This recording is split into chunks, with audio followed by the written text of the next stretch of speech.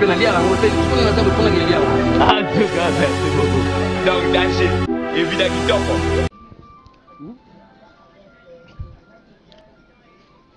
Merci Nabino Nyoso Boza et Belé Liboso Batando Ike Nabino Petope na Liboso ya www.congoyasika.net pour na Rolanda. Émission Nabino oye Bengami na kombo ya Top Makusa oye zalaka bongo présenté na Serge Nonso le professeur ya Langila bongo nazana esengo ya kolak Sabino émission ya lelo ya représenter le bino yango pe kotali Sabino biloko nini oyo ezoko sala impact mabe na makusa to pe na cuisine ya ba maman na biso.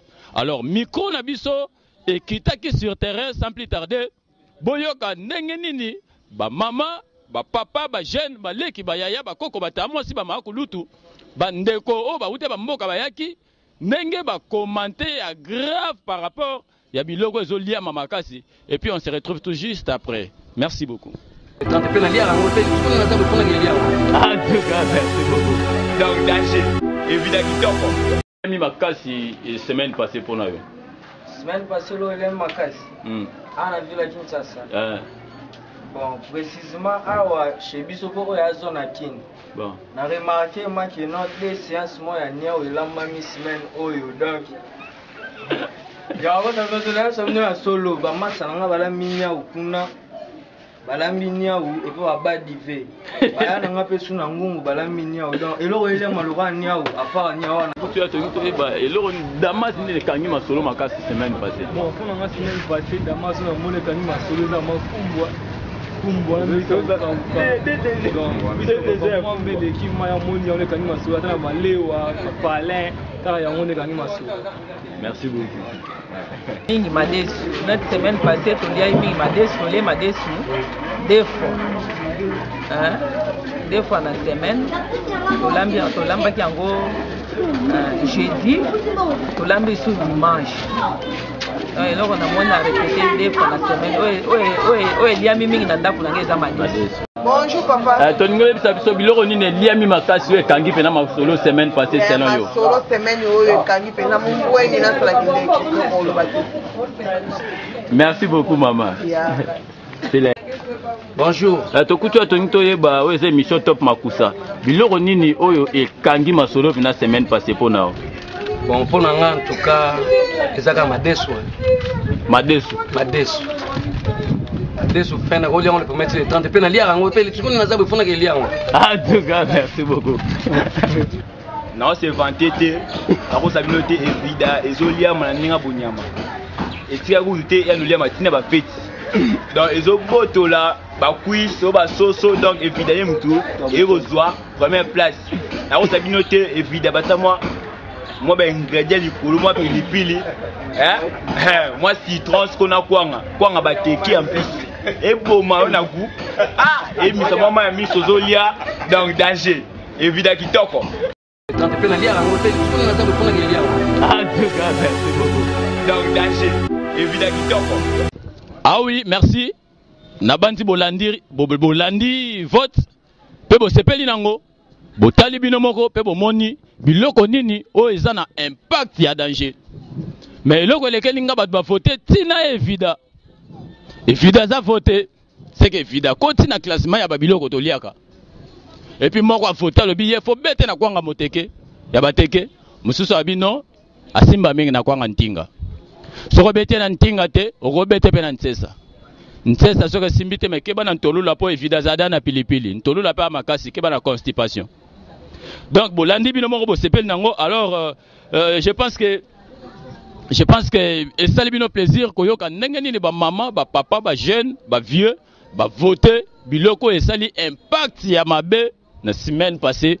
Alors et là comme singa beaucoup plus ndé yangwana parce que ba voter na evida ça prouve comment evida alingami alors pona bana poto boye evida te evida zambisi moko boye azal roi Thompson te yesu asenga foko ngumba e bangumba ka e ba pasoli e ba teli pilipili ndunguzi nteni ko tsa pilipili mbuma te ko tuta yango pete po ko simba te ya simba ka mingi na ndunguzi nteni o tuti ndunguzi nteni o fini yango bien na kati moi citron tango tumbango na milinga ya bikedi good morning Donc good morning HD Elengi. Donc sans plus tarder tozo passer si on a Hit Makusa kotala parmi biloko nyonso bat ba voter nani abimi premier nani abeti baninga.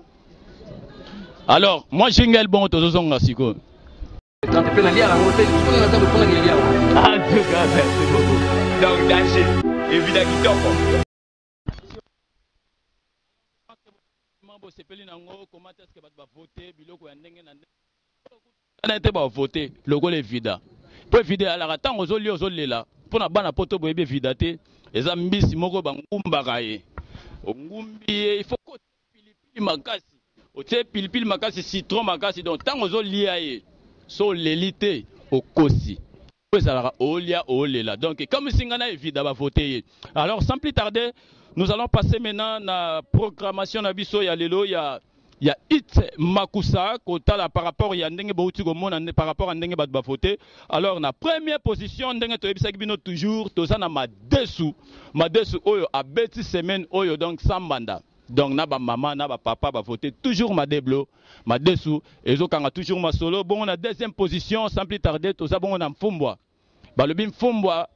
Tout va commenter sur un fumbo balobi il faut que tu toujours mabaku et puis mwamba yokana et ça la fumbo mo ndenge ya kikokote on comprend fumbo il faut peser fumbo il faut ça la fumbo et puis la troisième position tozabongo na 5 équipes au bazowe la poste moko tozabongo na Niaou baya ya ba voter Niaou tozabongo na Pondu tozana Semoul baya ya ba voter Semoul ezo wuta soyo et puis na Suka tozana Mbwengi na Evida bango tout bazowe la première place. Alors je pense que suite na bango to rolandango semaine prochaine. Alors to comme déjà na suka émission na biso na pesimbote na batinyo so bazo occasion rolanda biso à partir ya Norvège kuna na Scandinavie et pas ya Maurice Mokulu premier le number 1 il y a www.congoyasika.net na bosanité l'honorable Fatou Mombo.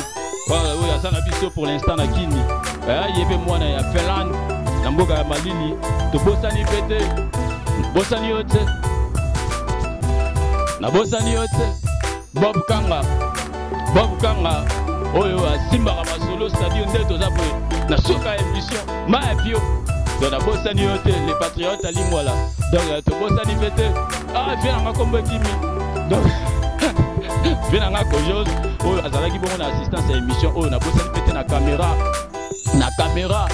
tout ça qui bongo na yemoko Jires Yahweh mwana ya Maurice Mokulu to bosani pete Shadrach to bosani te Shadrach côté kuna ya machine et bongo Chirac ndunga e oya simba ki bongo côté montage j'étais donc émission eleni donc Top Makusa yango kangi masolo alors bana poto to bosani te prochainement pour Rolanda Sikoyo na entre Niaou na Pondu na Semoul na Mbwengi na Evida nani robeta baninga